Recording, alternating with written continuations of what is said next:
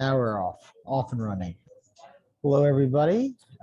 We have, again, the distinguished pleasure of James Tunney as a guest, following up from last time when we talked about the net of Scientocracy, sort of the situation in which we find ourselves presently ensconced. And there was an intervening conversation with my friend Kamal Southall, which occasioned this chat today, where we might start just by recalling people as to what one intends by Scientocracy, but really what we want to, upon what we want to focus is the historical context, a sketch, as it were, is what has brought us to this current impasse, right? So, Yeah. As I understand the notion of Scientocracy, what you're looking at is a situation where authority has been decentered from individuals and turned over, on one hand, to certain institutional frameworks, but also there's an underlying sort of set of ideological commitments that capture even the elite, so that even they are not necessarily acting in accord with what might be called merely human interest. But that's sort of my impression. I'll turn it over to you, James. Maybe you can recapitulate your sense of it, and then your sense of some of the historical backdrop that draws us here. Yeah, great. Thanks, Tom. Yeah, and it's interesting to carry the theme on, and I heard your conversation with Kamal, and I think it's good to have different perspectives for a bit of cross-fertilization of ideas to move this debate on and to develop the theme. So Scientocracy is often used in a positive sense, and I certainly don't use it in that context. There are people advocating for Scientocracy, this kind of benign control of people through science. It's actually more predominant than the negative one in many senses. Now, I see that the term seems to have, I can't find the exact origin, but there seems to be some use in the 1880s of the term, but I haven't tracked it down, and it may be from the British Empire in India. But my interest was spiked in this term by C.S. Lewis, who used it in letters. So he was referring specifically to a kind of exclusivist, ideologically run mechanical system, which purported to be based on science, but obviously, or not obviously, would more than likely devolve or emerge from scientism, because even the idea that science has a total knowledge of the world has problems in an epistemological and ontological sense. So he was concerned about this being the ultimate totalitarian system. And Scientocracy, there's other terms we could use. We said technocracy, the technotronic society, the techno-scientific society. But Scientocracy is a quite good word, because it indicates not just the technique and technology, which is one force, but also the purported intellectual framework of science. And of course, well, we know that the scientist was defined in 1833 by Whewell and his circle with Babbage and that. So that was a kind of split from natural philosophy.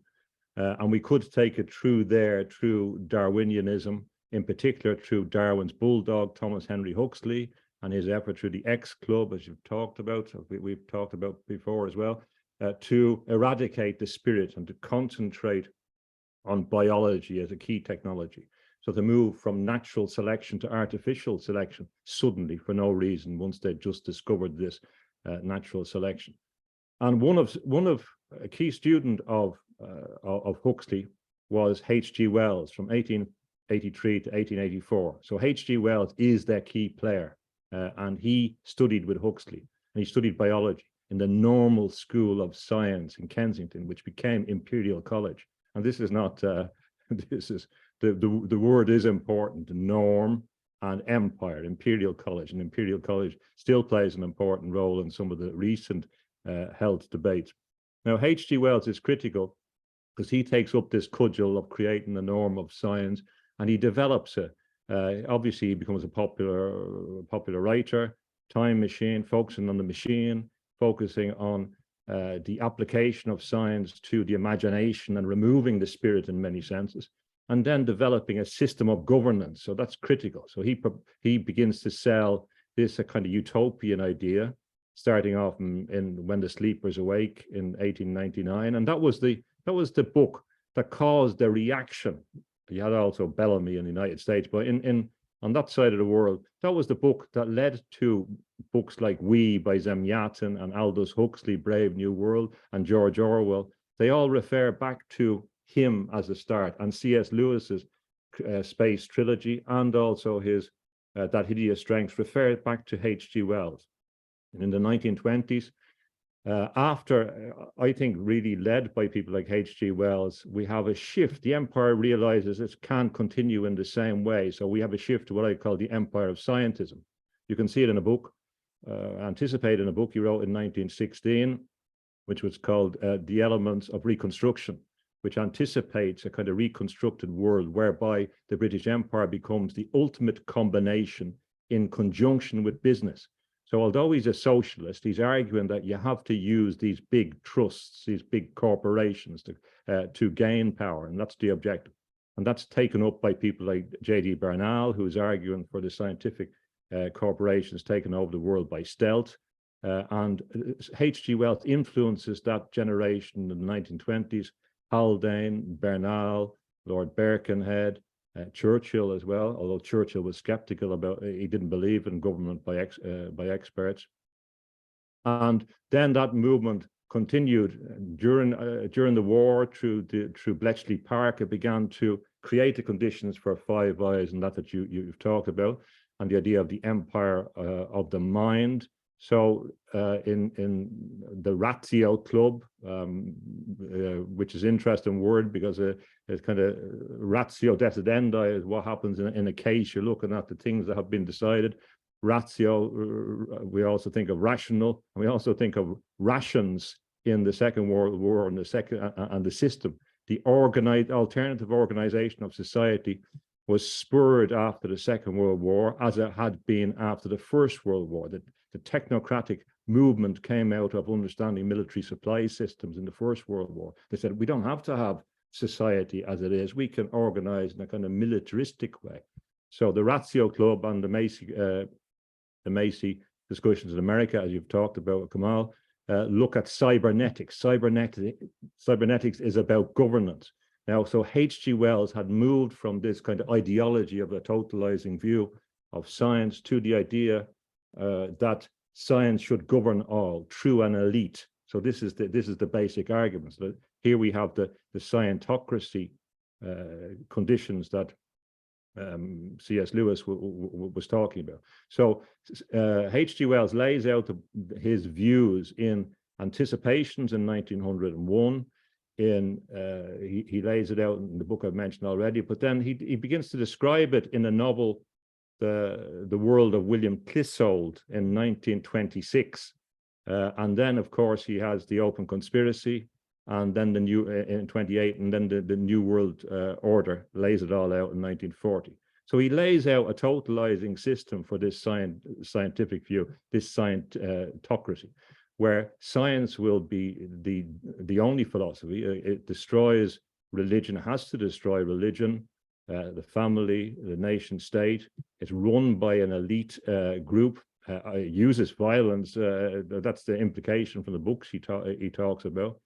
And then it can conquer the other worlds. And the individual human really disappears in H.G. Wells' view. It's the human as a species that he's talking about. And although he's credited with being involved in the Universal Declaration of Human Rights, that's a maneuver on his part, in my view. It's not any commitment, because he doesn't have any concept of the person, as you've talked about. He doesn't have any concept of the individual underneath his system, unlike other people who criticized the idea of progress, like Edgar Allan Poe, who kind of preempted some of H.G. Wells' work. So I would argue that H.G. Wells laid out the blueprint, and that actually, although he was seen to be unsuccessful, he was criticized by Orwell in a book, in an essay called Wells, Hitler and the World State in 1941, and Orwell said this will lead to slave totalitarianism, which it has to do. But there was a sense that H.G. Wells was a failure, but he wasn't. I would argue that the World Economic Forum, the World Health Organization, all the institutions that exist on an international basis, driven in many senses by the ends of the empire in its transmutational form, represents the culmination of his dream. And the key element that people forget or ignore, because he describes himself as a socialist. And remember, he went over in 1914 to Russia. He went over in 1920. He went to 1934. He met Lenin. He met Stalin. He met Trotsky. He was quite close to all them, and he met all the corporate leaders as well. So he wanted what I call Black Rock Bolshevism. That's my term. So it's a mixture of this, the worst of capitalism with the worst of communism, because of course we have this thing going on in Bolshevism as well, where it's excluding all other visions in its vision. And a sense that really the materialist viewpoint, it doesn't matter white cat or black cat, achieves the result. So I believe that the best description of the society that we live in now and the governance structure that's emergent, this tech-totalitarian system, which I believe we have entered, was laid out by H.G. Wells in his work. And I have lectured in international relations school, so I'm not saying that lightly or guessing or from an ill-informed context. And just to go back a little before that, so that's the sharpening of this ideological force, and it really goes back before that to earlier forms. We could go back to the Roman Empire, but we would be here too long. But if we go up through through Venice is very, very important. Through the arsenal in Venice, this is where the armament system and the assembly line system really was developed from the 1100s onwards. And Venice was critical, and the Mediterranean was critical.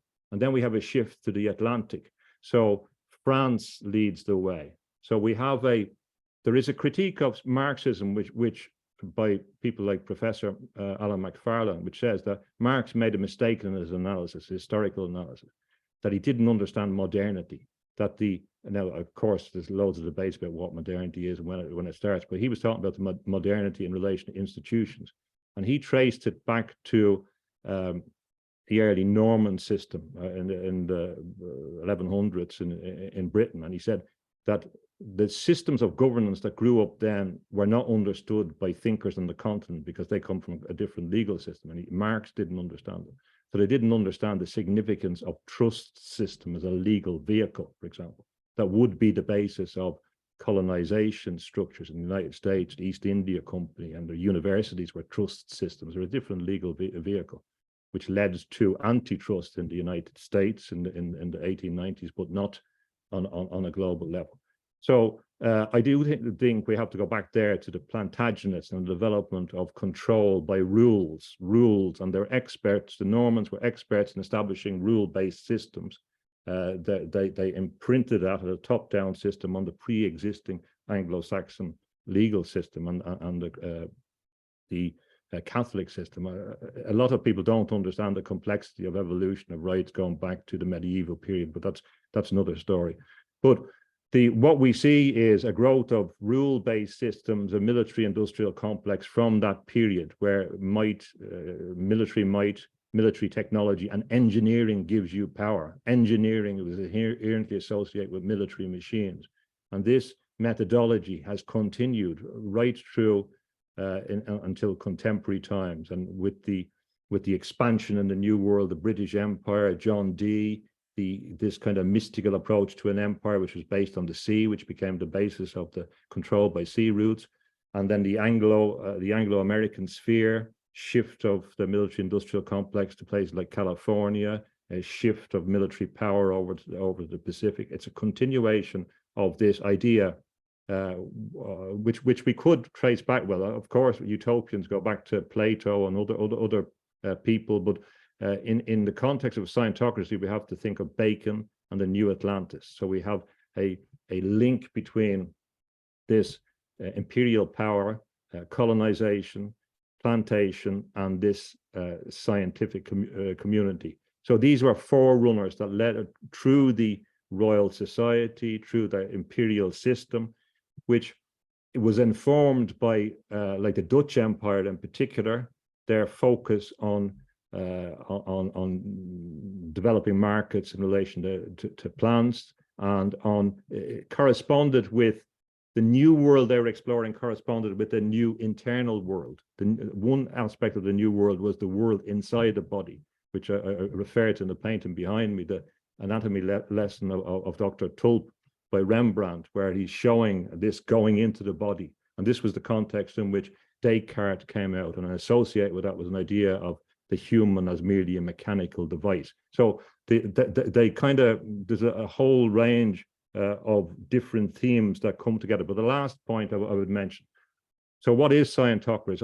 I believe Scientocracy is the development of a network of control of intelligence by concentration of intelligence.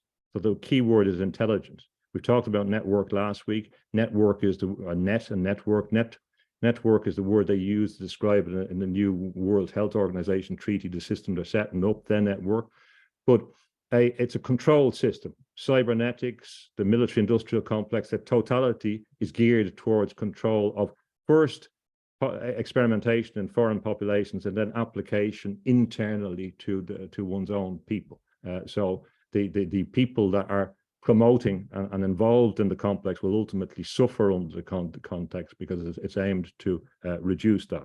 And we can see that in the United States, every technology they applied abroad brings some benefits to governance for the people that wants to govern people more stringently at home in the United States, to govern its own citizens. So the word intelligence, last point, the word intelligence is an important word. It's a critical word in relation to Scientocracy.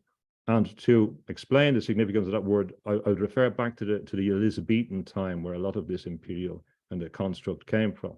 And intelligence meant a number, or could refer to a number of different things then and thereafter. Of course, we accept it as intelligence in relation to our capacity to deal with the world, etc., in the normal sense, the thing that they purport to measure with intelligence, quotient, whatever. And we allow all that debate, but that general sense of intelligence, agency, etc. But intelligence also refers to the military security context. And this was a key word. And John Dee, of course, was the original 007. So that was where 007 and James Bond came from, John Dee, because these people were involved in intelligence, in setting up the intelligence system, as Bacon was.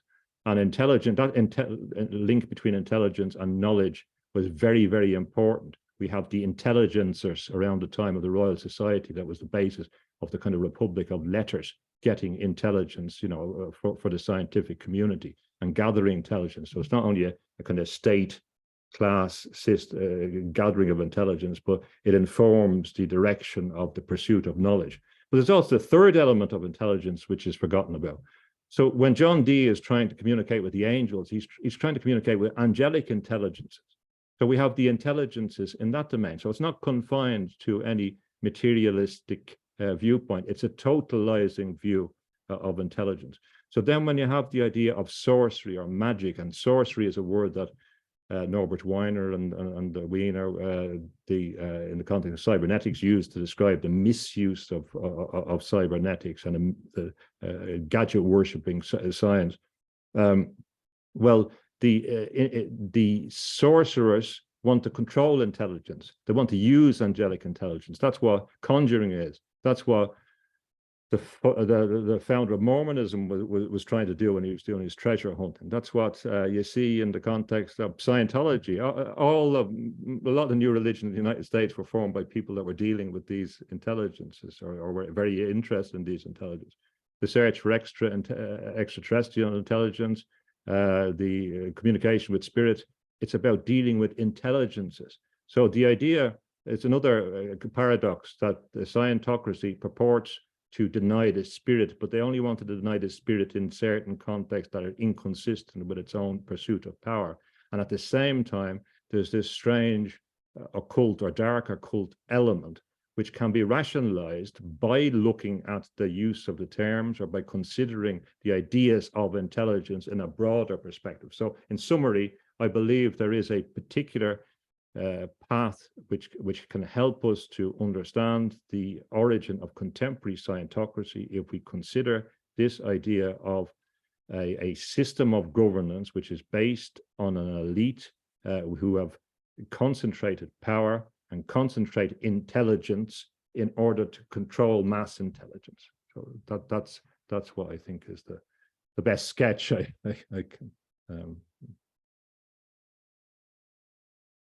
Can't hear you.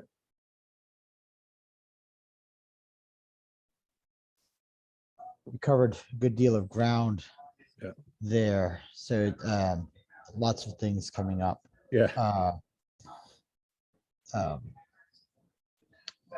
So I'm only hesitating because I don't know quite where to jump next. But we could just, for one thing, let me just say that, I had not really appreciated the significance of H.G. Wells. I know who he is, right? Most people just think of him as a science fiction author, like Jules Verne, H.G. Wells, right? In the popular imagination. So your sort of inflection as to his significance, it's almost irrelevant whether he was personally successful or unsuccessful. Clearly, he's articulating a kind of Weltanschauung worldview, which informs the spirit of the time. And I think what's notable is his connection to someone like Thomas Huxley. So I think you hear his name, but relatively hideous figure. So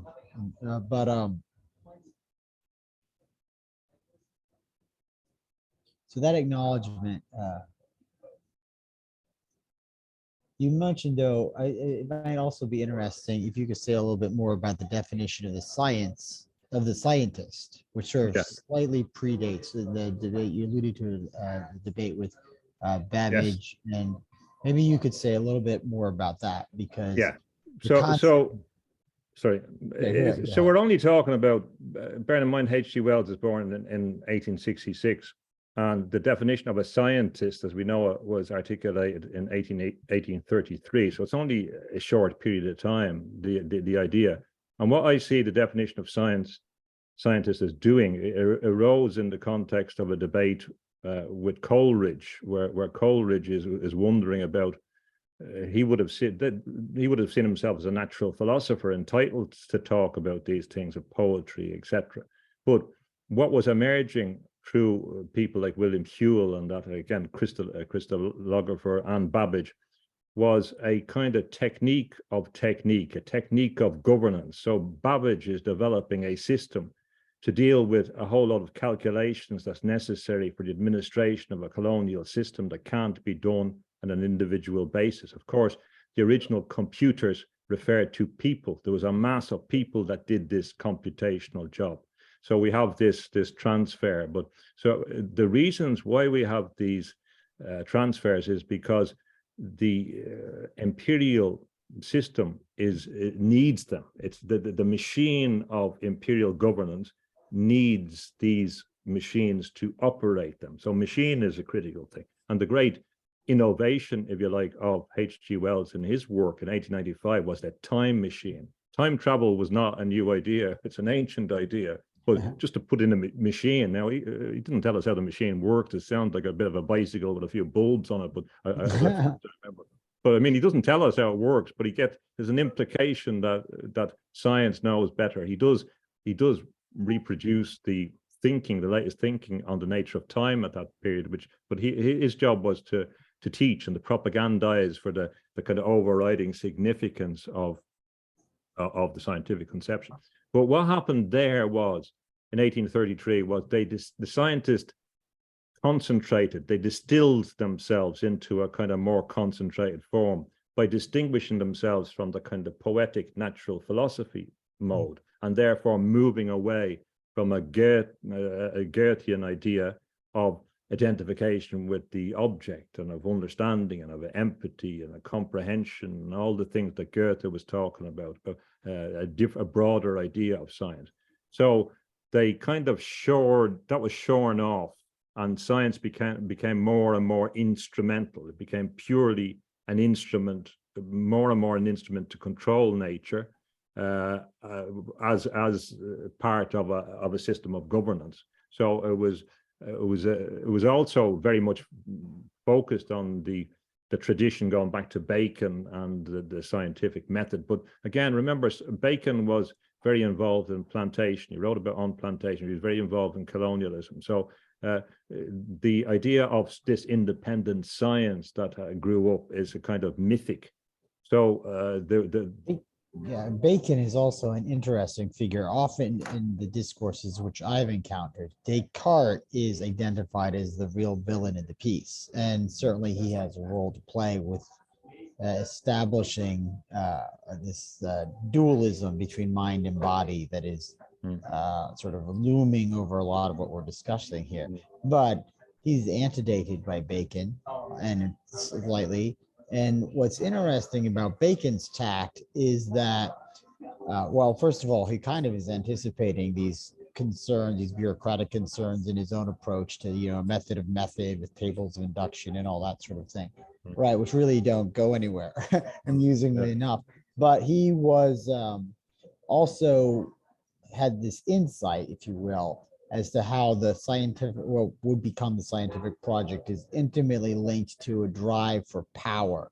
And he was very open about that this is about power and domination and control. And you get some of that in Descartes, but I think that it's more explicit, instructively explicit in Bacon. The other thing about Bacon is that he saw the world as fundamentally alive as opposed to mechanical.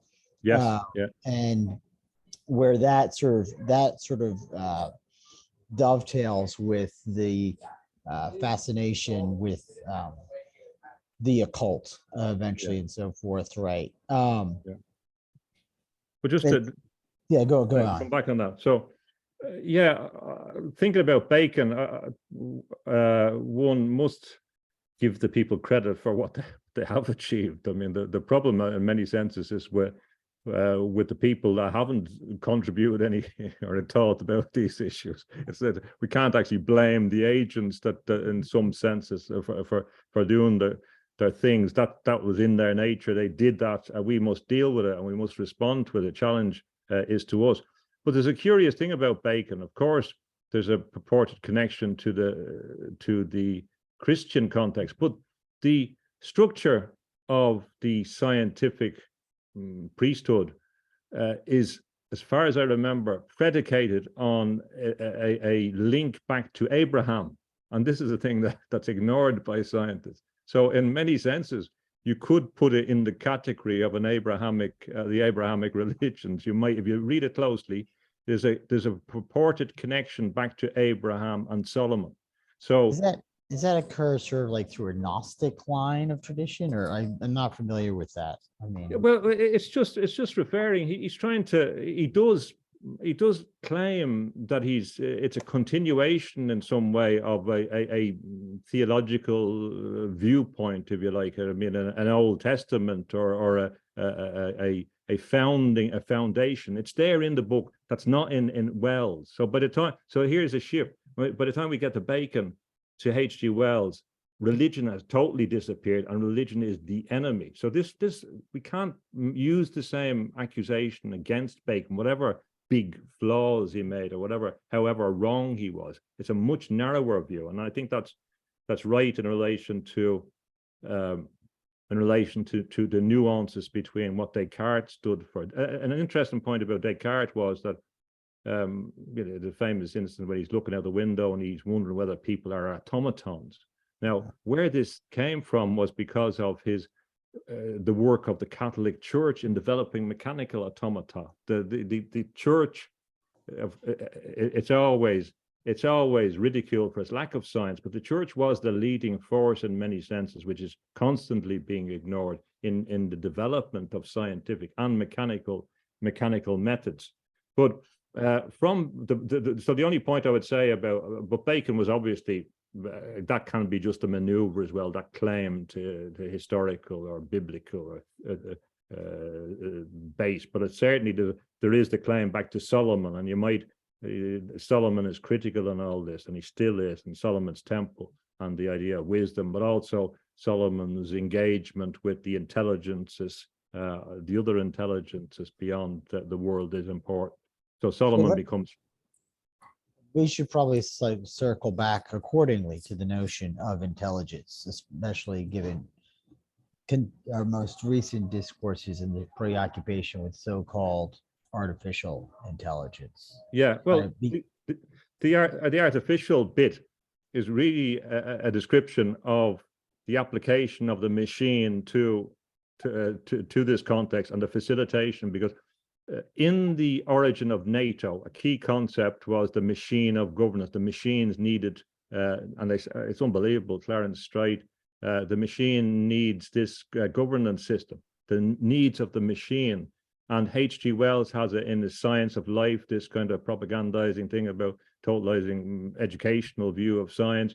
He talks about the human is the machine, going back to telemetry, and the human is a machine. And then we have the idea, the machine to govern, which came in the 19th century. So everything is a machine, and we become assimilated in a machine. So the artificialness, which was consistent with the shift of natural selection to artificial selection, is the constant striving, as Lull would call it, for technique to control intelligence. So that's the artificiality. It's the concentration. It's the technique necessary for control. So the objective of this strand, this totalizing view, is to control human life, but most importantly, to control intelligence. And in that, the humans are a danger because they are a major source of intelligence at the moment, until they penetrate into the mind, until they come into the new world of the control of consciousness. And one last point that we should mention is that H.G. Wells, I think, was inspired by a shift associated with the French Revolution. It's hard to make this out, but I think it's quite clear when you look at his work. And the Marquis de Condorcet and Henri de Saint-Simon, and that was you could regard it as a counter-revolutionary force, whereby at the time of the revolution, there's a number of forces, former aristocratic forces as well, and they're saying, well, what's the next step? The next step is governance by the scientific elite, really a response to the French Revolution and the Enlightenment context. So there's a kind of implication of a move away from the aristocratic elite towards the scientific method, or one that they can combine in, and one that business can combine in. So that French connection from the French Revolution comes in again, and that continuity is there, and the idea, and from there comes Comte and sociology, and Comte studied with Henri de Saint-Simon. So that brings us back to that period just before the definition of a scientist. So we have all this, it's a concentration, a distillation all the time in this system. So, I mean, what you can maybe do in a moment is go, I mean, it seems like we almost have to go further back, right? Yeah. But I just wanted to say that what strikes me about this notion, or our relationship with the concept of intelligence, is how in present discussions, it seems treated in an incredibly hollowed manner, right? Instead of something, to me, it's actually incoherent to say something like a computer program is intelligent, because from where I stand, to really be intelligent, you have to be possessed of a kind of awareness. To understand, you have to have a mind. Yes. An abacus is not intelligence. And you know, ChatGPT is really just an electron abacus. Okay. And so there is implicit in this truncated treatment of the notion of intelligence, a truncated conception of the human being, which it hollows the human being out and denies the significance of their interior life.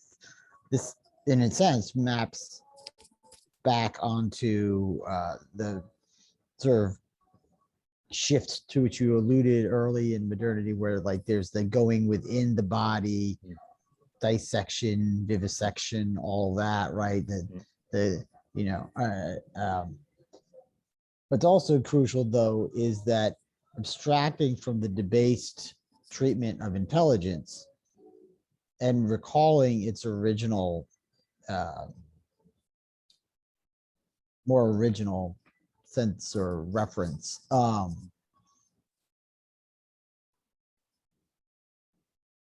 And that it's that there really is a kind of pact in the method between those people who would serve the method and other kinds of intelligences in the world, which may not be sort of human in character. You can take you don't have to be, you know, literal about it. You don't have to necessarily marry yourself strictly to um, averring there are in fact angels and demons, though I'm perfectly comfortable doing that. But they're sorry if I'm sort of No, I get the point. stumbling a bit. I would agree with you. We don't have to say that they're causal, but they are definitely contiguous in a historical and phenomenological sense, but they may be causal. And even if I argue that the legal system as we know it, which was a kind of recapitulation of the lost remnants of the Romans mixing with the Norsemen, the Vikings who settled in that part of France, taking control in Britain, we see the domination of the French element and the Plantagenets, and we see figures like the Countess of Anjou, and that were that. So that's actually was my next question, is to bring it back, if you want to sort of unfold that a little bit more. Like the machinery feeds back to the, you know, the mechanics of empire, and then our relationship with the law and systems of law. And that sort of is originating roughly in the vicinity that you're mentioning, right? Did you want to unpack that a little bit more? Yeah, well, I think that there is a funny thing when I looked at it in relation to engineering, military weapons, the development of military weapons, the development of a lot of military technology. A lot of it goes back to France. The most battle scenes in the world have happened in France and in history. If you look at battle scenes, it seems to be true. Continual recurrence to the control of France. It's significant and of course, a lot of the French, the kings in Norman times didn't speak English. They were French, and France was important. And the King Henry V and all these battles and Agincourt and all that, it's the attempt to reclaim control in France. And in there, we have a strange occult element, it's referred to in a number of historical contexts, a love of blood, a love of battle, a love of control, a love of, that's in it. You know, I mean, the system of law was successful because they were so brutal. Now, you might say the ends justify the means, but there seems to be other elements there. This continual fascination with an openness, if you like, to violence and to blood. And it's funny as well that the most in an alternative esoteric context, the most well, you might say Italy, but France is really the answer to this.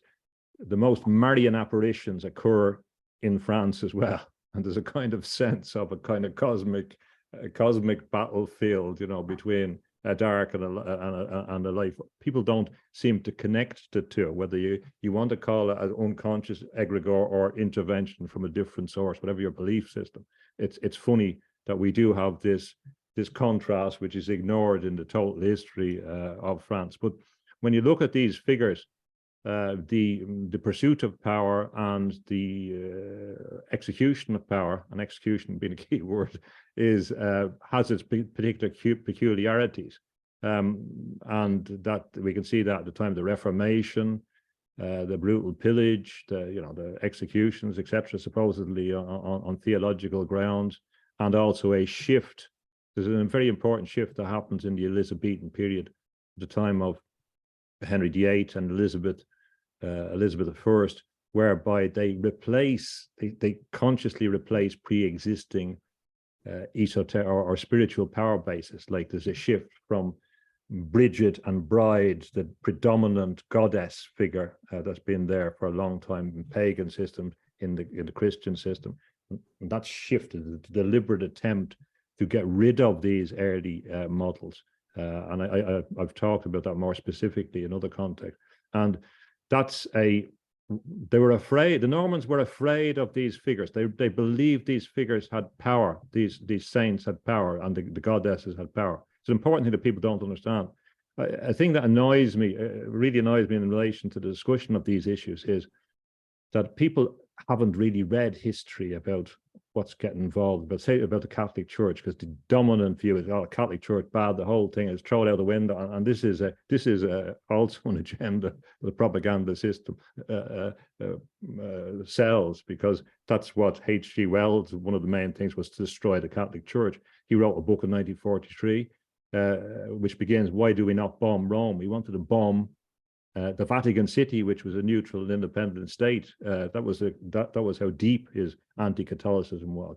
He preceded Gramsci in relation to his need to get rid of the Catholic Church, because they understood that this was a potential opponent to this unrolling. That's why they were always the worst. They didn't think Protestantism was going to be able to oppose them, and they didn't think Islam would be able to oppose them. So that's why the attack on Catholicism has been consistent. But in relation to the history of Catholicism, if you look at some of the historic claims about what happened, now you can say anything, right, which ends up the Catholic Church being bad. But there's a lot of subtlety which is lost in relation to, for example, the Templars or the Cathars. And if you go back and look, you see that in all cases there is a structure of power which prospers, and which prospers through this, which the princes which come through the Reformation, these unearthed principalities who set up orders. And in some way you might argue that the word principality is a useful conjunction between that Ephesians, if you like, or some notions of higher principalities and what happens on the earth. But those power structures are never criticized, although they're continuous, and they're continuous to the military industrial complex that exists today. And the word order, of course, reflects this left brain dominating control system, but it also refers to a group of people acting in consort, and they were developed in particular in the 1400s in France of mutual support. They worked by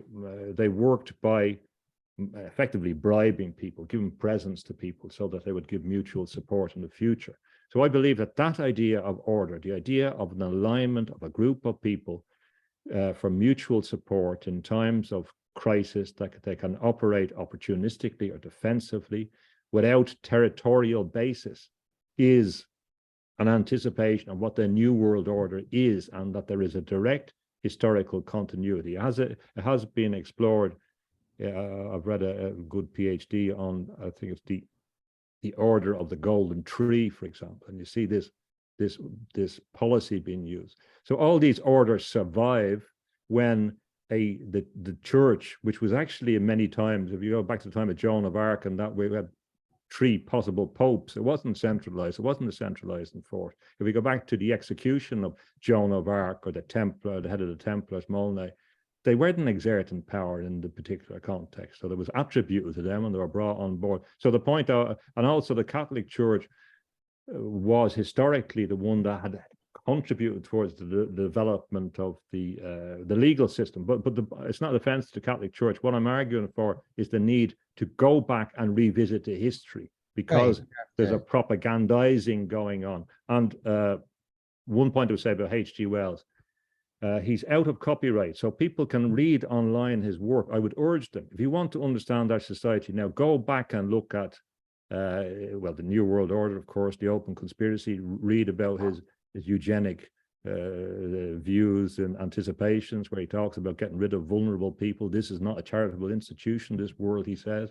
And then look at, they say it's not his views, but if you look at the world of William Clissold, 1926, in Book 5, you see his description through the mind of one of the dictators, I suppose, or one of the would-be leaders or thinkers, where he's talking about the need to combine big business and controllers and scientists, with socialism, and of course, remember that Stalin was the great advocate of scientific socialism. This is the thing that people ignore. That connection is forgotten about.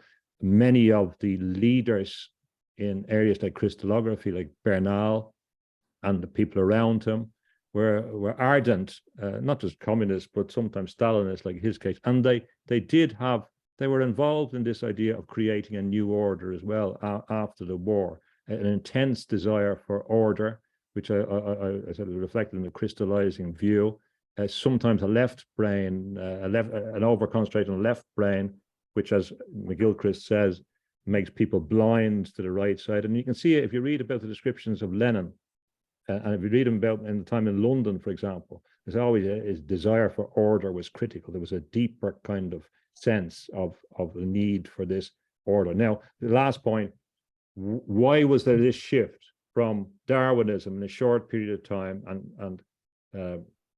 and natural selection to artificial selection? I believe a lot of it went back to the fact that the empire itself was dealing with mass immigration from Ireland, from Eastern Europe, the Jews, that London was all of a sudden was flooded with massive amounts, hundreds of thousands of people, of migrants, associated with the various historical events which were precipitated by dynamite, if you like. And also at the same time, the British Empire was developing its communication systems, its network systems. And we had diseases, for example, the biological context, you've talked about Illich. Syphilis is a thing that people forget about.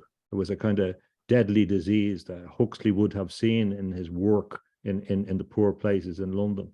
And this idea of, if I was in the anatomy room in the London hospital years ago, and when people see what untreated syphilis leads to, it's devastating, so before people, they had the techniques to manage it. And it was devastating, and it was also, I believe, affected the minds of the technocratic class. They saw this.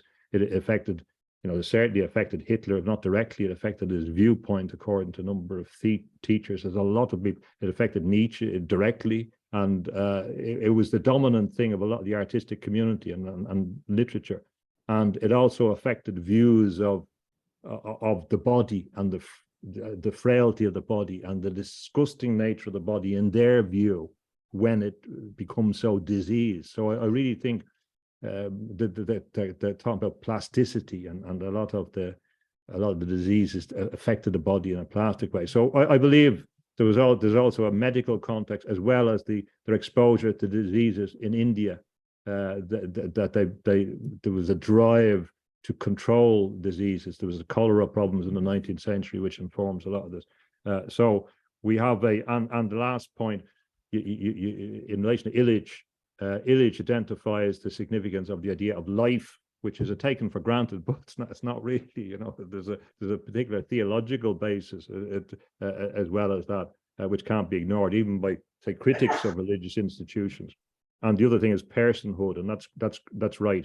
People forget that personhood was a long built-up assumption, foundation, that was the basis of Brentano's work and Husserl and phenomenology, and that idea of William Stern and Gunther Anders. Their foundation was this idea of the person, which is attacked by this by evolution theory, and by this over concentration on views of Huxley, over biologization of life, and regarding the human as a mechanism, biological mechanism. It took away all those things, and therefore we had this dehumanizing, dispiriting, demeaning, depersonalizing, desupernaturalizing attack ideology, and that's what it is. I mean,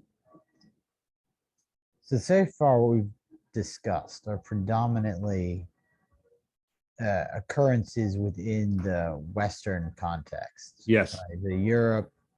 Predominantly Europe and America, in the Americas, right? But obviously it then ramifies because of colonialism for India and Africa and so on, right? But I'm often curious as to how, and I don't know this is sort of out of left field, I guess, but Yeah, what is happening in the mind of East Asia, right? yeah, In terms of these sorts of developments in China, Japan, yeah, you know, Cambodia and elsewhere, right?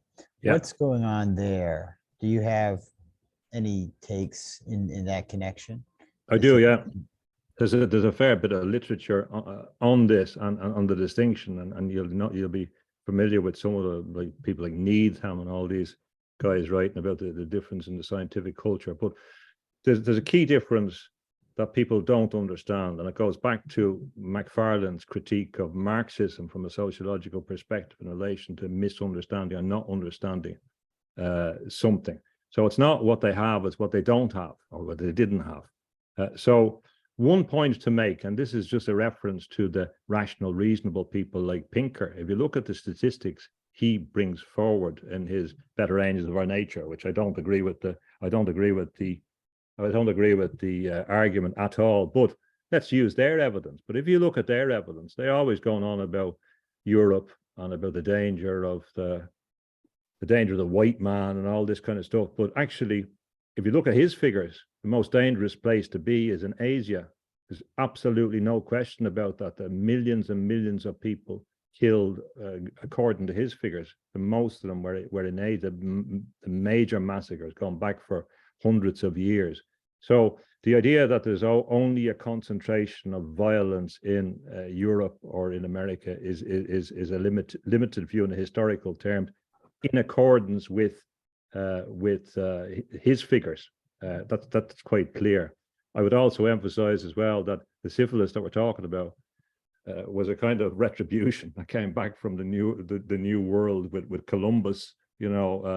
So the medical or the public health issues associated with the techniques and movement of colonial powers are important. But why did the Chinese and Indonesians not develop their own products or not develop their own systems? One of the arguments, which I think is utterly correct, is that they never had the legal vehicles that the British had. Now, you might think, a person that's not a lawyer might think, well, that doesn't sound very convincing. But when we have established an organization, say we establish a corporation, and say there's four of us established this company. Well, we have five people. We have the company itself, which is a legal person, and people forget about that. It's not just the people; it's a separate legal creature.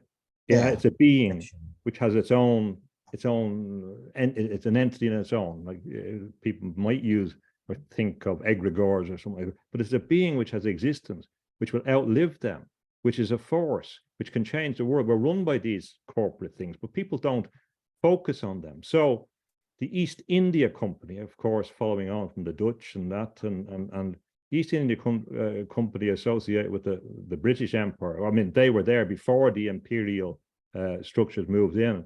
They were claimed to have run the subcontinent with 200 people. Quite incredible. This is an important point in relation to how small a control system can be. And the historians and legal historians argue successfully, I believe, that what they didn't have this corporate form in Asia that could operate and be mobile and facilitate ventures, and they didn't have the trust form. Now, people might find that difficult to understand, but really it was critical, because the creation of a corporate body, a body that could operate above the individuals and personalities, is an entity, and that entity can achieve power and become an actor. So when we're looking at countries and boundaries and people, we forget that actually there's these monsters which are roaming and determine history. So it was through the corporate mechanism that America was colonized. The Virginia companies and the various companies from London, most of them come from the city of London, which is, of course, a separate corporate entity in Britain. The city of London, people don't understand, is distinct from the whole city, including Westminster, or the square mile, is the business district, which retained its independence from before the time of the Norman invasion. They didn't disturb the privileges of the City of London. So this is, according to some people, is the longest self-governed piece of territory in the world, or consistently self-governed. And these are the ones that formed, for example, the colonization system, the plantation system in Ireland. Londonderry was a corporate venture in Northern Ireland. It was an economic commercial venture run by the City of London.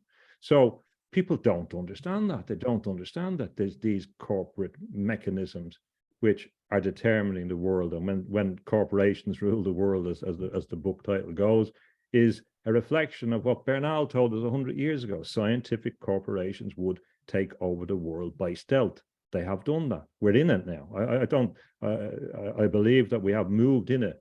The network is the system of control, and biology and public health is the mechanism to exert total control over the human individual, to take away that pesky free will thing that people have, and that's what they're going to do. So it really is that. That's not.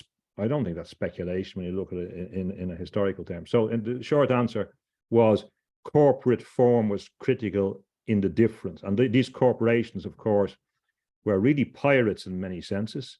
Queen Elizabeth I's sea dogs were effectively pirates. They come back, and some of the ships, when they stole from the Spanish, gave more revenue than all the other revenue in the kingdom. You know, so the pirates, the sea dogs, were rewarded, and that corporate mechanism is there in all the systems, and they perfected that. Just think about it in this term. What the Normans were great at was establishing rules to control people, to control systems. And in that context, when you set a rule for a company, the trusts, for example, the trust system that grew up through the Reformation in particular, although the seeds were there beforehand in the religious organizations, these were able to operate and take advantage and serve the purposes of the crown, and set up the trading links and become the great. Of course, we know that the triangle of trade was based on sugar and slaves, and they all go back to corporate form. They all go back to finance systems.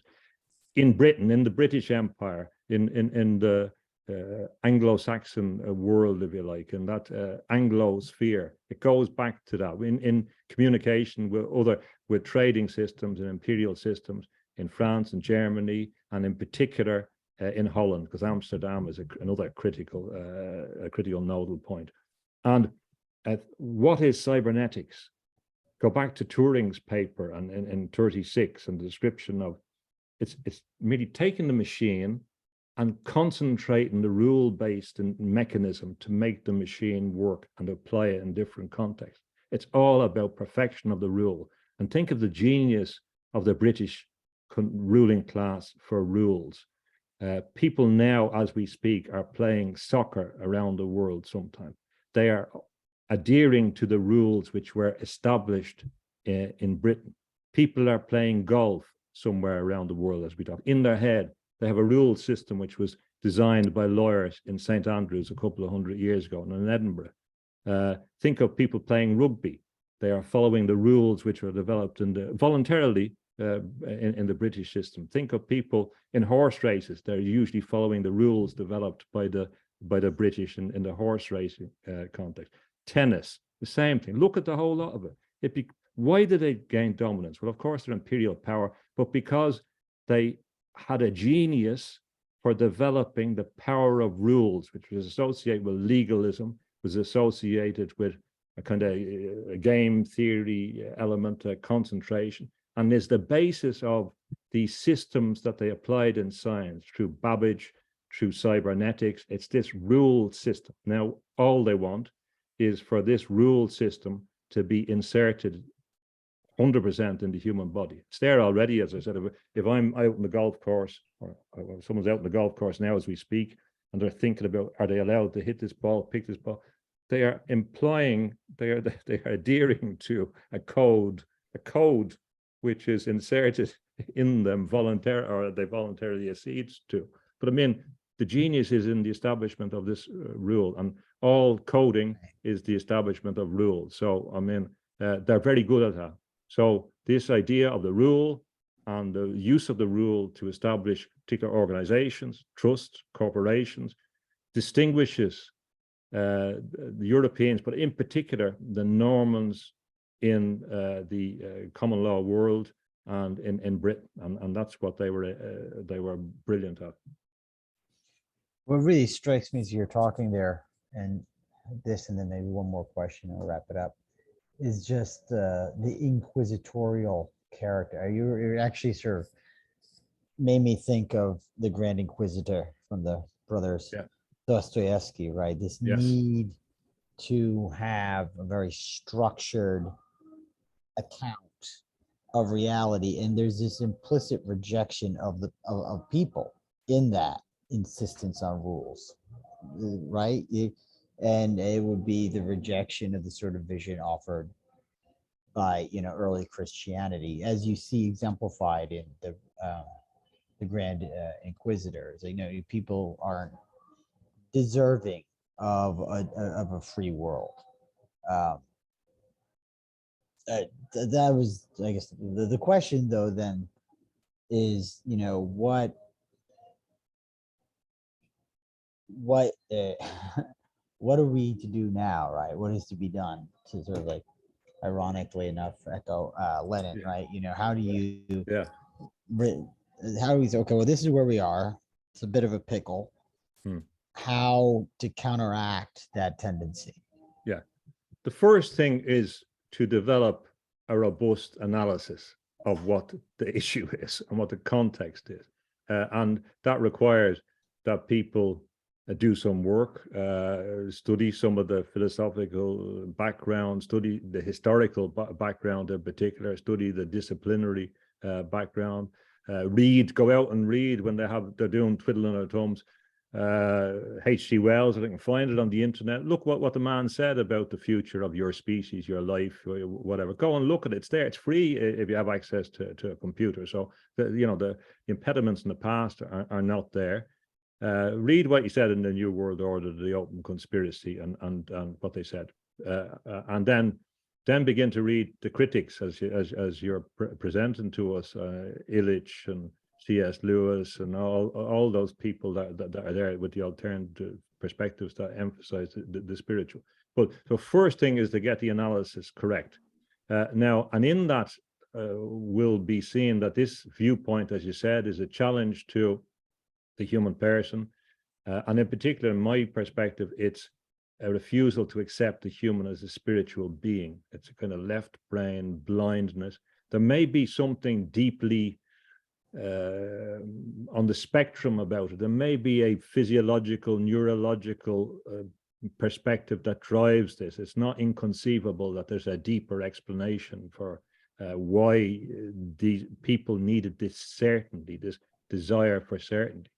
But then the antidote is, the poison, the cure comes from where the poison is in many sense, because the poison really may be a corruption of something associated with the cure. But the solution is in relation to our spiritual consciousness, that we have to defend our consciousness. I believe our consciousness is what people were talking about in terms of the totality of spirit. Is, you can say soul if you like, whatever.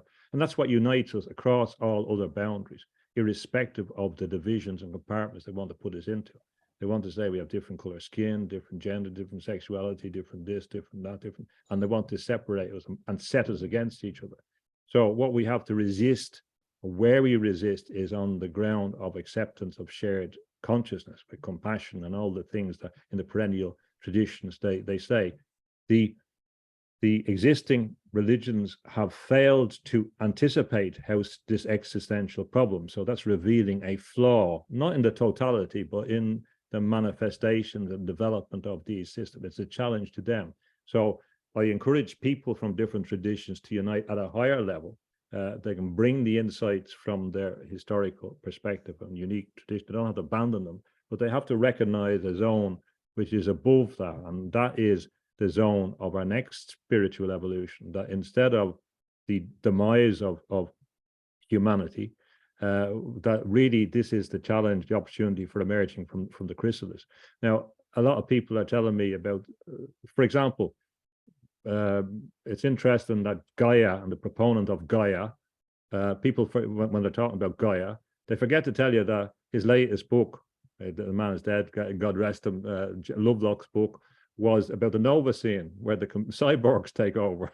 That's what his scientific viewpoint is. This is what we're facing. I agree that is the position. We're moving into a situation where this desupernaturalized view, this dispirited, demeaning view, this dehumanizing, depersonalizing viewpoint is rendering us impotent to act. We're losing our agency. So first we have to recognize our spiritual consciousness. Then we have to believe in it. And then we have to activate and apply it. And the spiritual traditions say that it's really only when you commit yourself to it that the gifts begin to emerge. There are gifts. If you want to call them powers, you can call them powers. There are spiritual gifts. The siddhis, for example, in the Indian tradition, which is a similar word to the Irish word for fairy, interestingly enough, but they emerge when you commit yourself to the path. And this is consistent, if you like, with the hero's journey. You have to commit yourself. And the commitment comes from you believing in your spiritual consciousness and believing in the power, potential, and persistence of your spiritual consciousness, as all the traditions say. And this is more powerful in its imaginal and imaginative possibilities than these systems, unless we allow ourselves be totally immersed in an electronic straitjacket, which denies us the possibility of escaping, or unless we allow ourselves, by acceding, acquiescence to the insertion of an alien intelligence in our body with chips or crystals or whatever, that can remove our potential. And in that sense, that is a pact with the devil, our acquiescence, because we will probably be presented with a choice. And that is the Faustian pact, the Mephistophelian pact. There is no going back from that if we choose that path, and we must take the consequences. One of the principles in the spiritual world, as far as I can see, is this kind of karmic or consequences, in the sense that what you do has consequences, and one must deal with that and take responsibility. So if we recognize our consciousness, take responsibility for our own lives, and commit ourselves to a path of development, well, then we will begin to be able to recognize people at a higher level. And it's in this recognition that conviviality, the communication, the cooperation, the compassion, the escape from artificial boundaries, the escape from reduction of a person, compartmentalization, that we find the power of symbiosis, that of its nature has to reject an undue control system, because it's inconsistent with free will.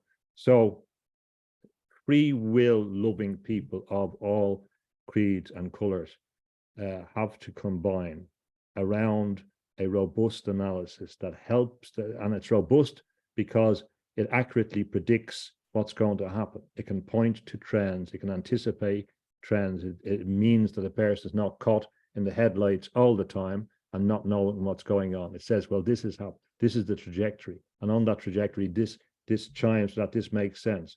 Some of these guys are false prophets. Some of these are still working for the man. You know, we have to be learned to distinguish, to discern. But that's what the purpose of a love of wisdom is about, is to develop our tools. So we also have to move on from historical figures and make the new philosophies, make the new love of wisdom, make things that work, make things that can be used to advocate. We have to convince people, we have to be nuanced, we have to learn to make an argument, we have to understand what we're arguing about, we have to have aims and objectives and coherent analysis informed by our own particular perspectives, informed by our own stories. And we have to up our game, basically, because they've been working very, very hard for a few hundred years, and they're very good at this. And the odds are stacked against us. But as the Normans were afraid of these spiritual forces, and they are as well, there's a strange superstition about these forces. what the benign forces are telling us is that it's in our trust and commitment to the forces of good and beauty and wisdom and that give us the strength to combat these forces. So it's really a challenge about whether we enter slavery or become slaves on possibly in a more eternal way, in a more darker and deeper, difficult to get out of way, or we raise to the challenge and believe in ourselves and believe in our inherent human dignity as people, irrespective of race or anything else.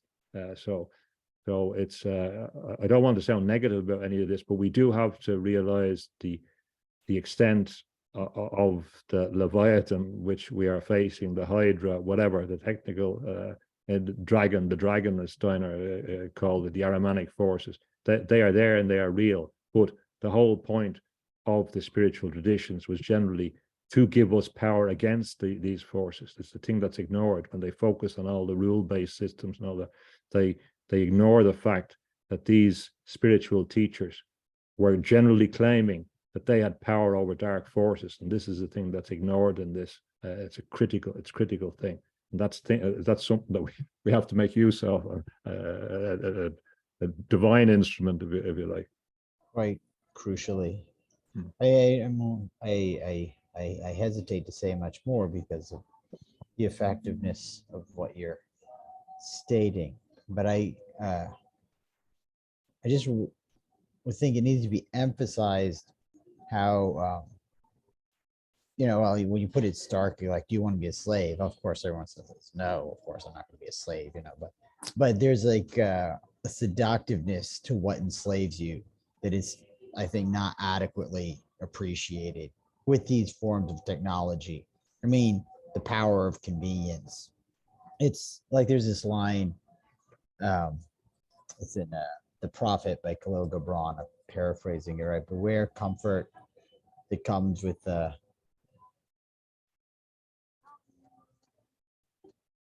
iron fist and a silken glove, because we'll walk grinning at your funeral, right? You have to realize that you don't need tap and pay. All right, you don't need to put a chip in your arm so that you can use a credit card reader at the grocery store. These little things are actually what collectively build up to imprison us. That's the net, right? The cell phone and so forth, right? You can actually stand on your own, and that intellectually, but even I myself, pretty ardently hostile person to these developments, can see how they sort of creep into my own mind, and there's impulses and things like that. I want to check my thing.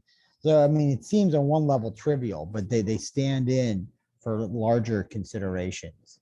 And, so I guess we have to have the courage to resist that, and even to resist it in conversation, even at the risk of looking like a bit of a madman. But it's just something you have to do, I think, to be part of like coming back to a confidence in your spiritual reality, and that as the primary reality.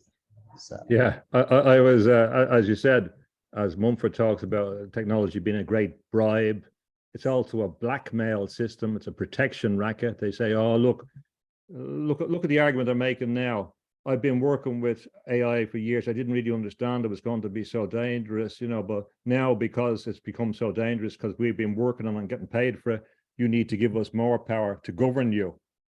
It's unbelievable. That's what the protection racket does. So it is like criminal technique, scientism, the empire of scientism. It's no different. But I mean, often, in fairness to those lesser criminals, their ambitions are not as big as these great Machiavellian forces. That's why I think there's a lot of crime programs on television to make you believe that it's the small guys that are the ones we have to fear. As they said in The Godfather, the lawyer with a suitcase can rob more money than 200 men with guns. And in that, there is the power to say no. and the power to say, well, hold on a second, and the power of opposition. And people have forgotten about this. For example, my grandfather was involved, became a politician, but they're involved in revolutionary politics, and the land movement grew up in Mayo and in the west of Ireland, and the idea of the boycott developed there in County Roscommon in the west of Ireland about a certain stage. You just don't deal. You may not don't deal with certain things or with people or whatever like this, but there's no techniques like that. I'm not talking about on a mass scale or whatever, but there's no idea about employing our actual human intercourse to affect these things. And that's mainly because as well they're making it more difficult, because like some of these figures like Cambridge, I think one of the figures that H.G. Wells admires, these were shy figures that didn't really like dealing with people. There's a kind of that withdrawal thing, and these people run the show will produce a world different than someone else who wants to live in the world, who wants to live in a convivial way. So we're gearing more and more to people who have a distance from these things. And if you look back at say the Buddha, but take Jesus in this context, and you say, well, what are the things that are emphasizing well, compassion and understanding, non-judgmentalism, etc., and the extent of the spiritual power. But there's other things like healing and touch, laying on the hands, and this connection with people. And this is a thing that's been broken down in the recent health stuff and separation of people. It's just the breaking down of human communications that would have been normal in a convivial society that would have existed in all the traditions up to very, very recently. It's compartmentalizing, isolating aspect, which is very unhealthy. So, but the power to say no is very, very powerful. And I'm talking about non-violent. There has to be a non-violent way forward. But when you see no in somebody's eyes, when it thwarts your ability to get something, it's very, very powerful. It's opposition. They haven't seen no. The political movement. Think about the Seattle movements, the anti-globalization. Where did they all go? They all disappeared. All the left joined in with this movement towards because a lot of them are controlled. It's gone. Those things are gone. Groups did try and oppose, like the Zapatistas, genuinely in Mexico, opposing NAFTA 1992. But again, they had limited resources, but they understood what the true thing is. So we have to form connections of an informal way and on a spiritual level, and begin to believe that there's possibilities of this interconnection between people as a creative force, including the power to say no. You can say, I thought of doing a class sometimes, just 40 ways to say no in the whole range, so people can remember the power to say no. And I remember one time when I was in an airport in London, the first time I saw this self-service thing, I was horrified. It kind of shocked me. I mean, I was expecting the other people around, to be shocked as well. But like the cattle in the farm system that are trained, or the chickens in the factory, the same systems are used.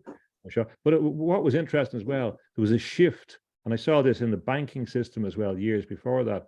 There was a shift in the personnel's tone. They went from assisting you to directing you and controlling you. Over here now, over there, the attitude would change, and I was offended in the way they were addressed. It always was.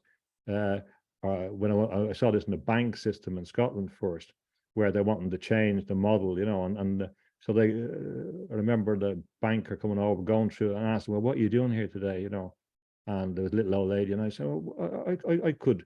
So when the woman came to me, I said, that woman there, you're getting her to explain what she's doing, getting money out, etc. So I could be a bank robber, and you're advertising or giving intelligence to her about her conduct. But it's the same thing, and the person's attitude had changed. So it's this, there's loads of people participating in this system, not questioning. And they also must take responsibility for it, because it's so serious that all these death by 1,000 cuts is, if you're inflicting one of them, it might be the one that does it. So everyone is acquiescing in this, and everyone at this stage, when there's so much evidence, is contributing towards this straitjacketing system. You can't get away from moral responsibility. Now, you can say, well, on what basis is that moral responsibility? I would say it's on a deep universal level, that really you're Yes. choosing whether you want to go into a hellish zone. And I really believe that. So it may look nice and shiny and convenient and fast and smart, but it's really the shop front of the devil in many contexts, whatever way you want to conceive that, but of this force, of this demonic force of that, the titans that want to control it.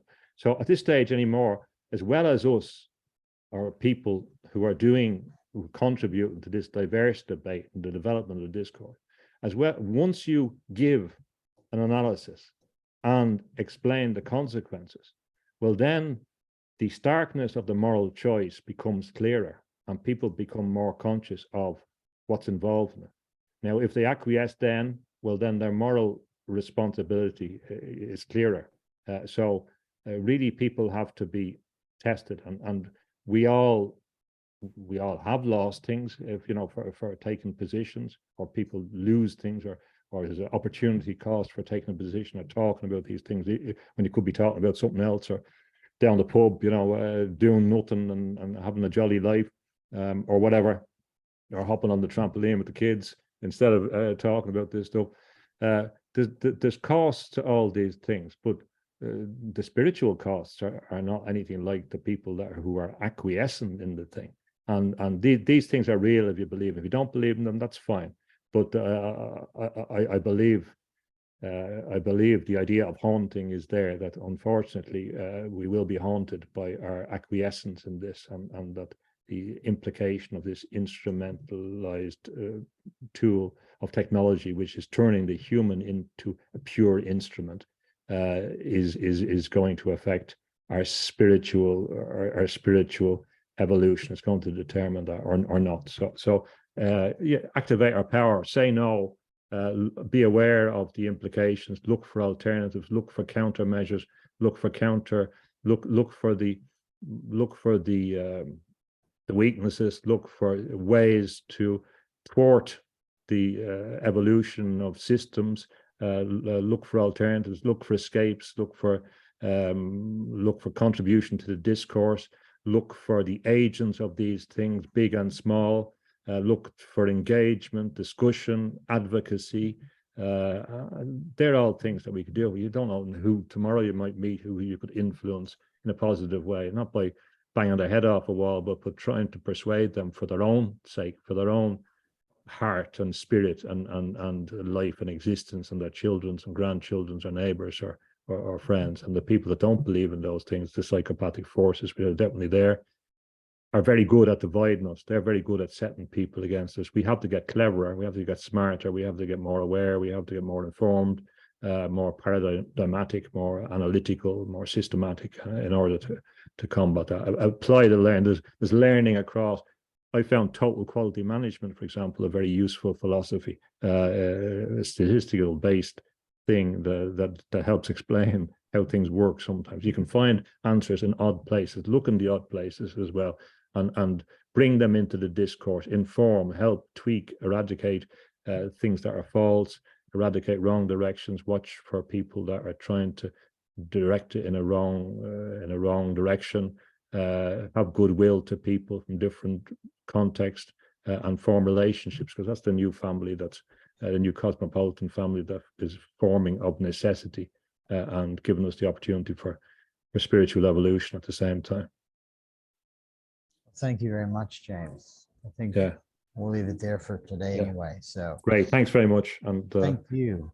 And good luck with your ongoing conversations. And I think it's great if we can get a bit of momentum from the different speakers you have, and begin to make these people normal, these people like Gunther Anders and whatever, or make Illich more known, or Jacques Ellul or Charbonneau, and bring them into discourse so people know who they are, and they know who the enemy is.